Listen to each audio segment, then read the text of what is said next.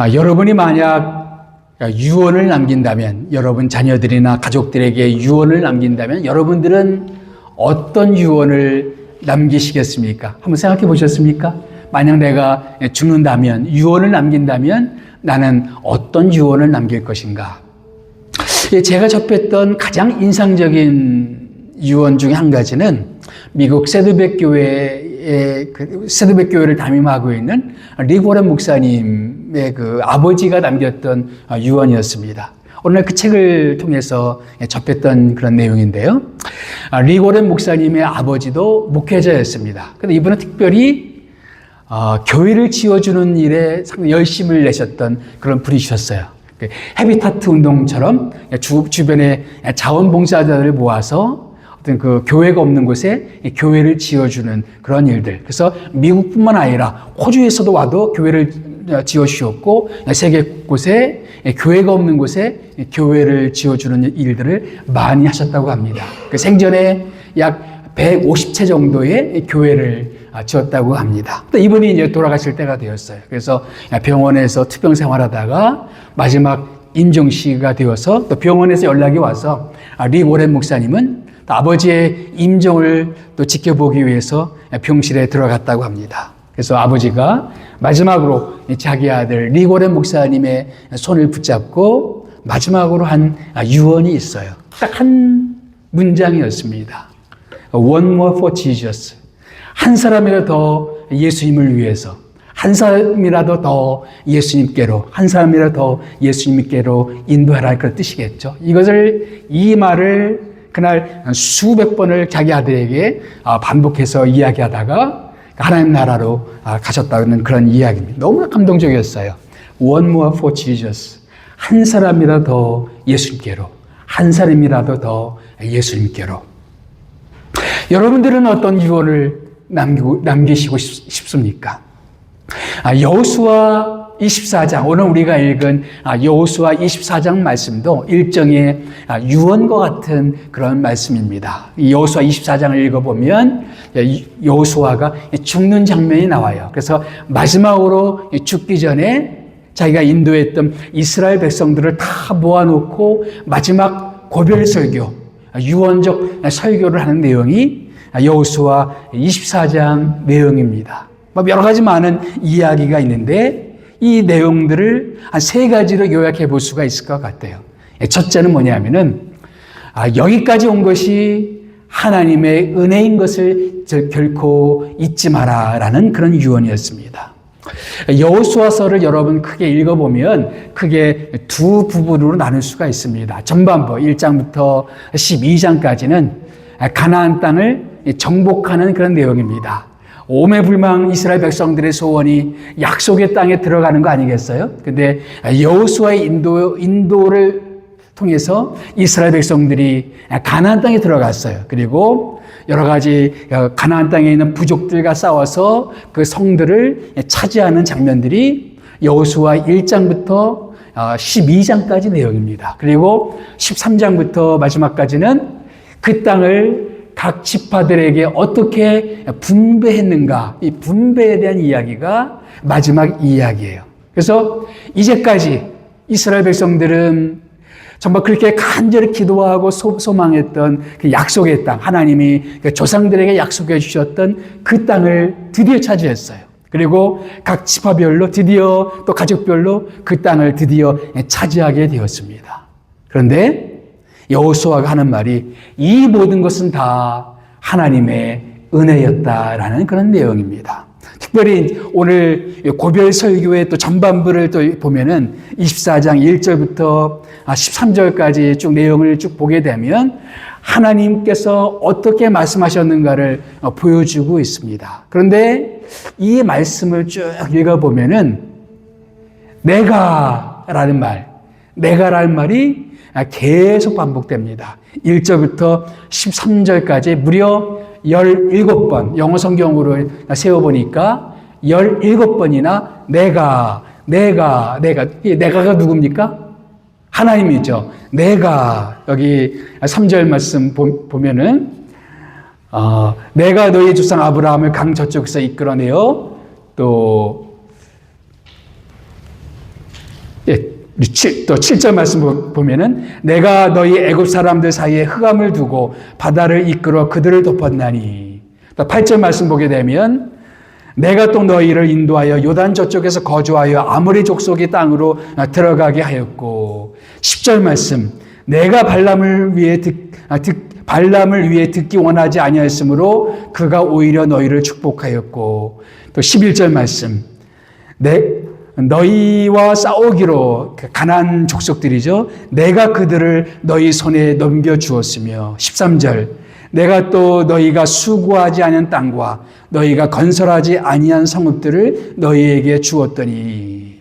쭉 내용들을 요약해 보면은 옛날 이방 신들을 섬기고 있던 우리 이스라엘 민족의 조상들, 아브라함 혹은 아브라함의 아버지 다 이방 신들을 섬기고 있었는데 그 이스라엘 민족의 그 조상들을 선택한 건 누구냐? 내가 그들을 선택했다. 하나님 모르던 그 사람들을 내가 선택해서 믿음의 가문 혹은 믿음의 조상으로 삼았다. 내가 그들을 선택했다라는 것입니다. 그들이 선했던 것도 아니고 그들이 완벽했던 것도 아니고 내가 그들을 선택했기 때문에 너희들의 조상이 될 수가 있었다라는 말씀입니다. 6절 말씀 보게 되면 이스라엘 민족들이 애굽 땅에서 종살이하고 있었는데 내가 그들을 애굽 땅에서 인도내었다. 너희가 애굽 땅에서 나오게 된 것은 누구 때문이냐? 내가 너희를 인도내었다. 너희가 광야를 지날 수 있었던 것은 누구 때문이냐? 내가 너희를 광야 속에서 인도해냈다.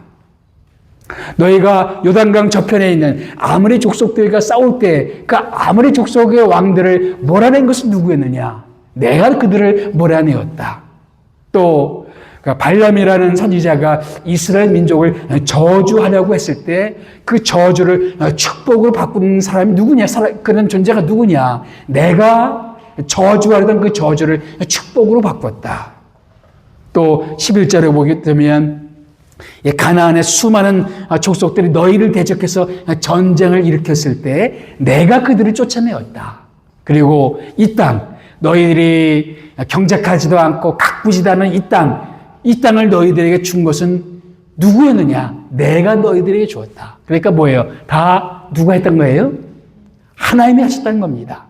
그들의 조상을 선택했던 것도 하나님이고 애굽에 종살이 했던 것을 인도했던 것도 하나님이시고 광야길을 인도하신 분도 하나님이시고 홍해길을 건너게 하신 분도 하나님이시고 또 요단강 저편에 있는 그 땅을 주신 분도 하나님이시고 그 이민족들을 몰아내게 하신 분도 하나님이시고 여기 가나안에 있는 그런 이민족들, 가나안 족속들을 몰아내신 분도 하나님이시고 여기 있는 땅들을 주신 분도 하나님이시고 이것이 또 우리 인생의 고백 아닙니까? 우리가 여기까지 오는 동안에 많은 일들이 있었어요. 근데 이 모든 것이 다 하나님의 은혜 아니었습니까? 하나님이 함께 하셨기 때문에 하나님이 도와주셨기 때문에 우리가 여기까지 올 수가 있었던 것이죠. 이스라엘 백성들이 아무 일도 안 했다는 것은 아니에요. 그렇죠? 아브라함에게 말씀하셨을 때 아브라함이 그 말에 순종해서 갈대아 우르에서 가나안까지 순종해서 발걸음을 옮겼지요. 또 모세를 통해서 이스라엘 민족을 애굽 땅에서 인도하고자 했을 때 그 백성들이 모세를 따라 나섰지요. 그렇죠? 또 앞에 홍해 바다가 있었지만 그러나 모세의 지시를 따라 그 홍해를 건넜지요. 광야길이 무척 힘들었지만 하나님 말씀에 따라 한 걸음 한 걸음을 옮겼지요. 그리고 가나안 땅에 들어왔을 때 여러 민족들이 있었지만 그 민족들과 싸웠지요. 그렇죠? 싸우지 않았던 게 아니에요. 하나님의 약속이 있었지만 그들은 죽을 각오로 그들과 싸워서 그 땅을 쟁취했어요. 이스라엘 민족이 아무것도 안 했던 것은 아닙니다. 그럼에도 불구하고 하나님께서 하신 말씀이 뭐였어요? 내가 그들을 쫓아내었다. 내가 그들을 쫓아내었고 내가 이 땅을 너희들에게 주었다. 내가 너희를 애굽 땅에서 인도하여 내었다. 마찬가지 아닌가요? 우리가 여기까지 오는 동안 우리도 많은 고생들을 했을 거예요. 우리 또 이민 생활하면서 우리가 여기에 정착하고 또 삶에 우리가 여기서 생활하기 위해서 많은 고생들을 했을 겁니다. 영어를 배우는 과정도 있었을 것이고 비자 문제를 해결하는 과정도 있었을 것이고 혹은 우리가 안정된 여러 가지 직장을 얻기 위해서 여러 가지 노력도 했을 것이고 여기까지 오는 동안에 눈물도 많이 흘리고 기도도 많이 하고 그리고 여러 가지 고생들도 많이 했을 것입니다. 그럼에도 불구하고 우리가 고백해야 될 말이 뭐예요? 우리를 여기까지 인도하신 분은 하나님이시다 이거죠. 우리가 하나님의 은혜로 여기까지 왔다. 사도 바울이 뭐라고 그랬습니까? 나의 나된 것은 하나님의 은혜다라고 말했습니다. 우리가 여기까지 올 수 있었던 것은 우리 힘이 아니었어요. 우리도 열심히 살긴 살았지만 하나님이 함께 해주지 않았으면 우리는 여기까지 올 수가 없었다라는 것입니다. 다윗은 시편에서 이렇게 고백합니다. 하나님께서 세워주지 아니하시면 세우는 자의 수고가 헛되고, 집을 세울 때 하나님께서 세워주지 아니하시면 집을 세우는 사람들의 수고가 다 헛되다 그렇습니다. 하나님께서 지켜주지 아니하시면 성을 지키는 자의 모든 수고가 다 헛되다 그랬습니다. 하나님이 지켜주지 아니하시면, 하나님이 세워주지 아니하시면, 하나님이 함께 해주지 아니하시면 우리의 모든 수고는 다 헛된 것으로 끝날 수가 있다라는 것입니다. 우리가 여기까지 오게 된 것은 다 하나님의 은혜라는, 그것을 결코 잊지 마라 이거예요. 혹시라도 너희가 잘나서 이 땅을 차지한 것처럼 그렇게 교만스러운 생각들을 절대로 하지 말고, 여기가 이 땅을 차지하게 된 것은 순전히 다 하나님의 은혜인 것을 기억하라 라는 것입니다. 우리 지금의 자리, 우리가 누리고 있는 삶의 이런 모든 축복들, 우리의 힘이 아니었다는 거예요. 다 하나님의 은혜였다는 것입니다. 두 번째 유언적인 메시지는 뭐냐면은, 따라해 봅시다. 성취가 주는 위기를 주의하라. 예. 자, 여호수아가 인도했던 이스라엘 백성들은 그 부모 세대가 너무나 간절히 원했던 가나안 땅을 드디어 차지했습니다. 그렇죠? 물론 힘든 여정이었지만 가나안 민족들을 몰아내고 드디어 그 땅을 차지했어요. 성취한 거죠. 그렇죠? 드디어 그 땅을 얻게 되었습니다. 물론 여러 가지 힘든 일들이 있기는 있었어요. 그럼에도 불구하고 그들은 드디어 하나님께서 약속하셨던, 조상들이 약속하셨던, 그리고 그 믿음의 조상들이 그렇게 간절히 소망했던 약속의 땅, 가나안 땅에 그들은 들어갔고 그 땅을 차지했습니다. 마찬가지로 우리가 이제까지 지내오면서 우리가 기도했던 기도의 제목이 드디어 응답이 되고, 고생하다가 드디어 이 이민사회 속에서 안정된 삶을 누리고, 그리고 우리가 간절히 기도했던 어떤 기도의 제목들이 드디어 이루어져서 감사한 나날들을 보낼 수가 있다는 얘기죠. 지금 여호수아 24장, 이 여호수아가 마지막 유언의 메시지를 던지고 있는 그 시점에 이스라엘 백성들의 처지가 그러했다는 것이죠. 드디어 그들은 그 하나님이 약속하셨던 그 땅을 얻게 되었어요. 성취입니다. 성취. 이루었죠. 근데 그때 그 즈음에 이스라엘 백성들은 시험에 빠져 있었다는 것입니다. 여러분, 사단이 우리를 시험하는 가장 좋은 때 중에 한 가지는 뭐냐면은 우리가 뭔가를 이루었다라고 생각하는 그때입니다. 여러분, 옛날 구약 성경 보게 되면 바벨론 왕이 있었습니다. 바벨론 왕이 큰 제국을 이루었어요. 느부갓네살 왕이 대제국 바벨론 제국을 이루었어요. 어느 날 자기가 이 모든 것을 이루었다라고 교만을 떨었을 때 하나님이 그를 징계하셨던 것을 우리는 성경을 통해서 기억합니다. 우리가 시험에 드는 순간, 우리가 뭔가를 이루었다라고 생각하는 그 순간에 종종 우리는 시험에 떨어질 때가 있습니다. 뭔가 우리 생활이 안정이 되고 맨날 기도하면서 눈물 콧물 흘리면서 막 하나님께 내어달리다가 드디어 이제 뭔가 삶이 안정이 되었어요. 그런 순간에 우리가 신앙이 나태해지고 하나님에게서 멀어지고, 그리고 기도가 사라지고 말씀 묵상이 사라지고 하나님에게서 우리가 멀어지는 그런 때가 올 수가 있다라는 거예요. 사도 바울은 무릇 섰다는 자는 넘어질까 조심하라 라고 말했습니다. 이스라엘 백성들은 어떤 시험이 왔습니까? 그들은 그런 성취의 순간, 좀 뭔가 땅을 얻고 그들이 간절히 원했던 그 땅을 차지하고 뭔가 삶이 안정되고 여호수아서를 보게 되면 그 땅에 안식이 임했다 그래서 안식이 다시 말하면 평화가 임했어요. 더 이상 그 가나안 부족들과의 전쟁이 일어나지 않는 평화의 시즌이 오게 되었습니다. 근데 그 순간에 우리 가만히 보니까 이스라엘 민족들 가운데 어떤 시험들이 찾아오고 있었습니다. 14절 말씀 보니까 그 단서를 찾아볼 수가 있어요. 여호수아가 이스라엘 백성들에게 마지막으로 당부하는 말씀인데 그 당부 속에 그 당시에 이스라엘 백성들의 이 처지를 엿볼 수가 있습니다. 한번 읽어볼까요? 다 같이 시작. 그러므로 이제는 여호와를 경외하며 온전함과 진실함으로 그를 섬기라. 너희 조상들이 강 저쪽과 애굽에서 섬기던 신들을 치워버리고 여호와만 섬기라. 여기 치워버리라는 말은 뭐예요? 이미 이 사람들이 어떤 신들을 또 혹은 신상들을 섬기고 있고 가지고 있었다는 얘기입니다. 하나님의 축복으로 하나님의 은혜로 그들은 하나님의 약속하신 땅을 얻었어요. 그런데 보니까 이들은 강 저쪽에서 섬기던 그 신들, 아모리 사람들이 섬기던 신들이죠. 그 신들을 섬기고 있었고 혹은 애굽에서 섬기던 신들. 여러분, 여호수아의 인도를 받은 백성들은 출애굽 세대가 아닙니다. 그렇죠? 모세와 함께 출애굽했던 세대들은 광야에서 다 죽었어요. 그리고 여호수아가 인도한 세대는 그 다음 세대입니다. 그래서 광야 2세대죠. 그 사람들이 이제 가나안 땅에 들어왔어요. 그러니까 애굽에서 섬기던 신들은 아마도 그 부모들이 애굽에서 가지고 나온 신들이었을 겁니다. 그 부모에게 배운 우상 숭배였죠. 그래서 어떤 이들은 애굽에서 가지고 나온 신들을 섬기고 있었어요.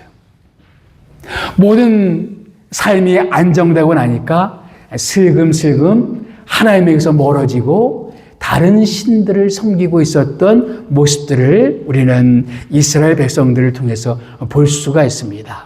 뿐만 아니라 15절 말씀 보니까 우리 다 같이 한번 읽어봅시다. 시작. 너희 조상들이 강 저쪽에서 섬기던 신들이든지 또는 너희가 거주하는 땅에 있는 아므리 족속의 신들이든지 너희가 섬길 자를 오늘 택하라. 강 저쪽의 신들뿐만 아니라 이미 이 가나안 땅에 들어와서도 이 가나안 부족들이 섬기고 있던 신들까지도 섬기고 있었다는 것을 알 수가 있죠. 빠른 속도로 우상 숭배가 이스라엘 백성들에게 퍼져나가고 있었던 그런 상황이었습니다.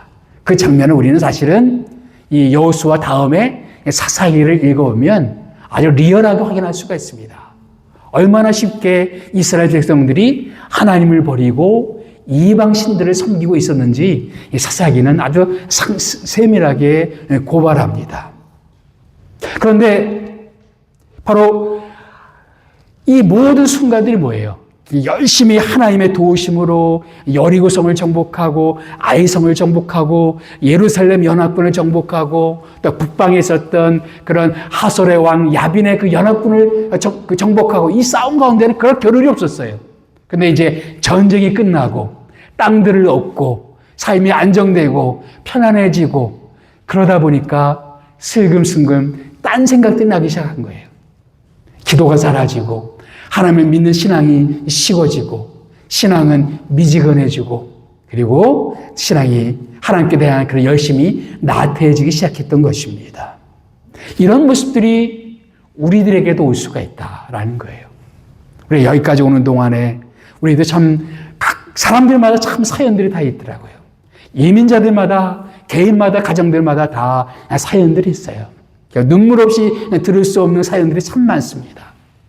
근데 드디어 이 땅에서 삶의 안정된 것들을 누리고 그렇게 지내는 경우들이 많죠.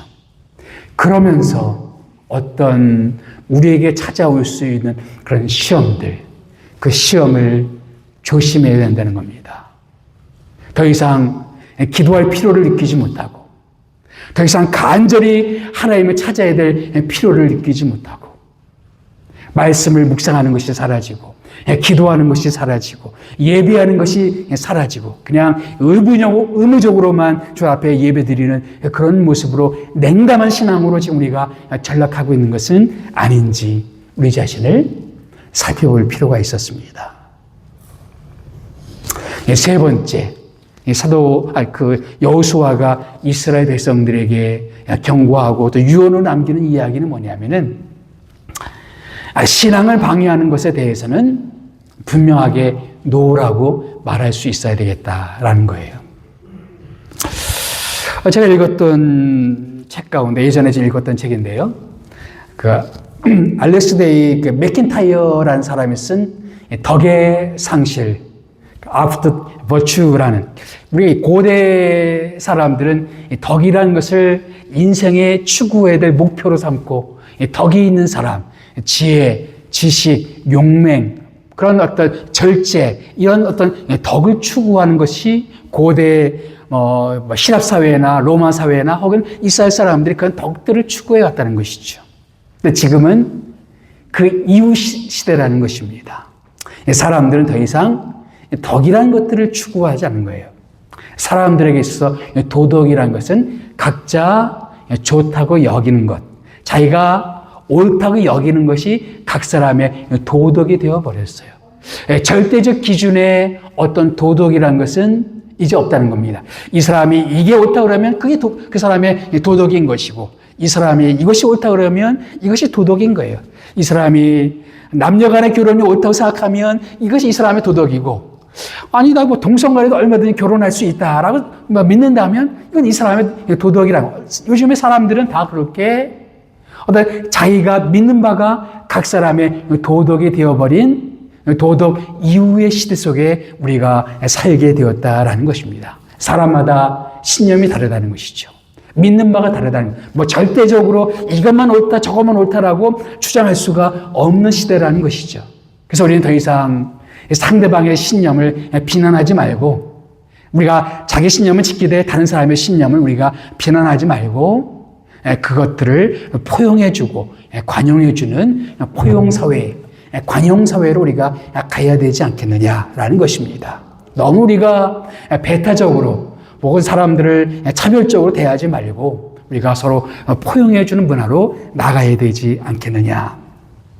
저는 상당 부분 그런 말씀들이 옳다고 생각해요. 그런데 문제가 하나 있습니다.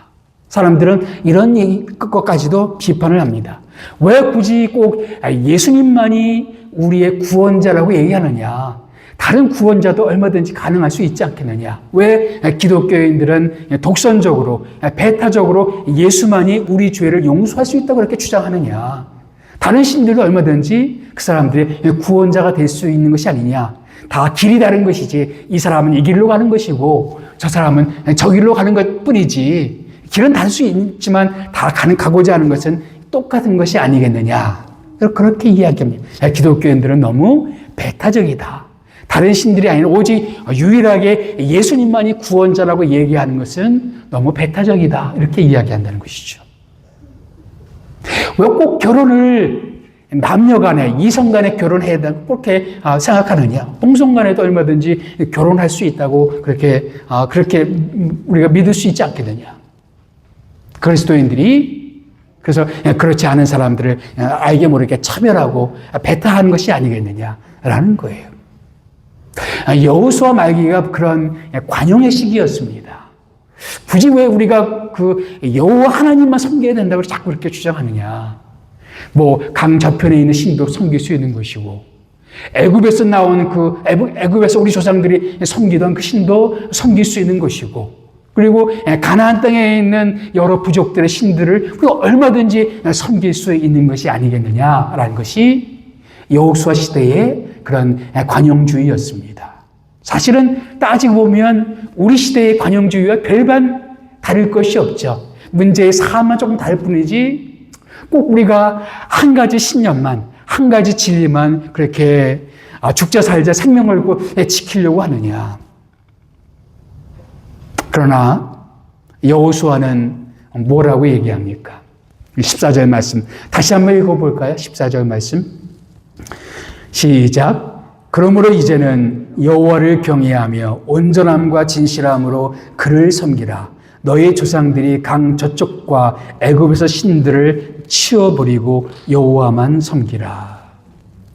여러분, 신앙이란 한마디로 노라고 말할 줄 아는 용기입니다. 모든 것이 우리에게 다 예수는 없다는 것입니다. 강 저쪽과 애굽에서 섬기던 신들을 치워버리고 우리가 하나님을 섬기기 위해서, 하나님을 믿기 위해서 우리가 치워버려야 될 것들이 존재한다는 거예요. 성경 그걸 이야기합니다. 하나님도 섬기고 애굽의 신들도 섬기고 이것도 좋고 저것도 좋고 꼭 먹고 알 먹고 이것은 없다는 거예요. 우리가 하나님을 섬긴다라면 우리가 거부해야 될 신들이 있다는 것입니다.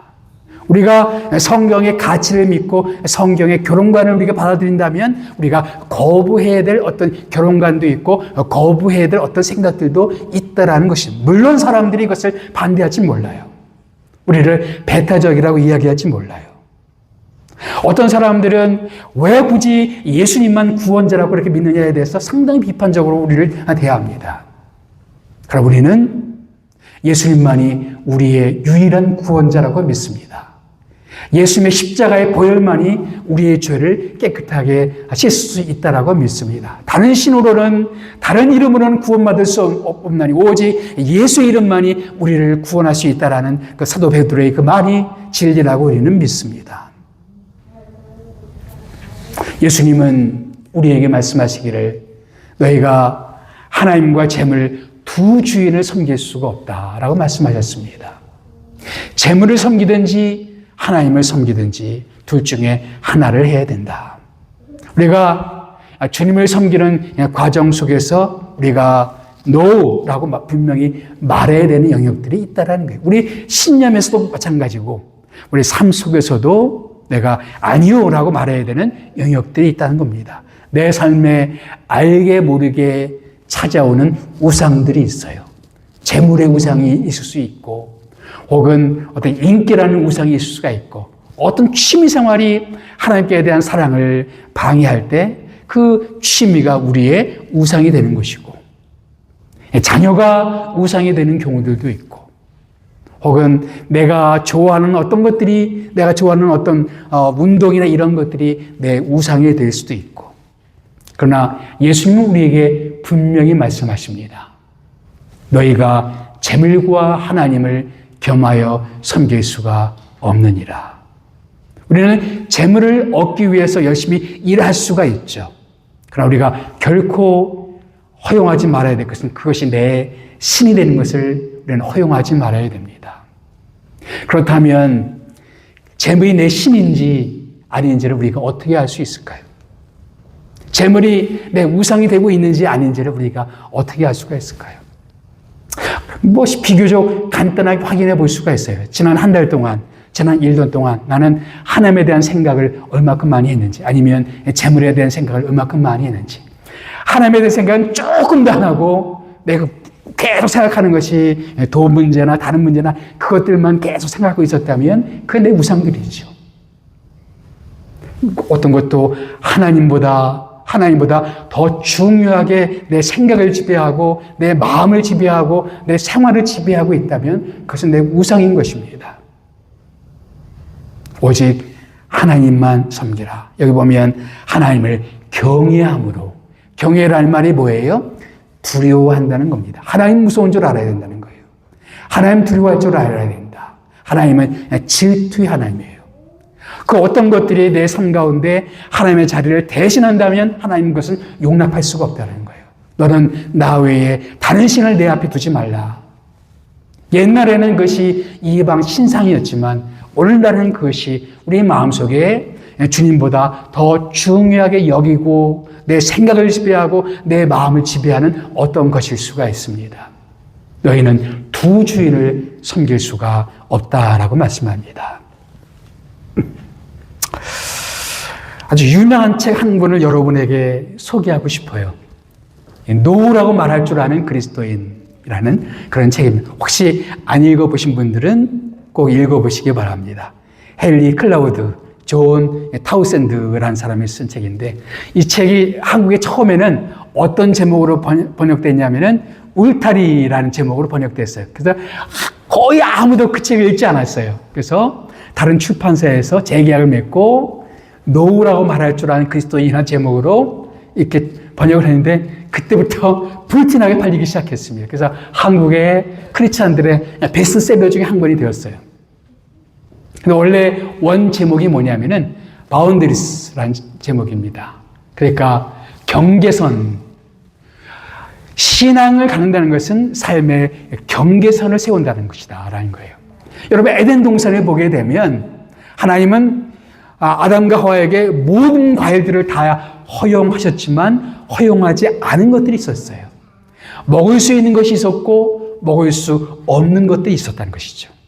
마찬가지로 하나님 우리 삶 가운데서도 우리가 취할 수 있는 것들이 있고 우리가 취해서는 안 되는 것들이 있다는 거예요. 우리 삶에는 분명히 바운더리가 있다는 겁니다.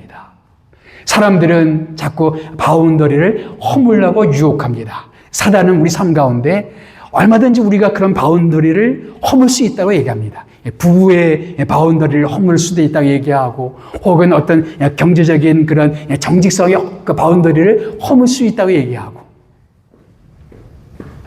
그래서 이 책은 너무나 인기가 좋으니까 계속 시리즈가 나와요.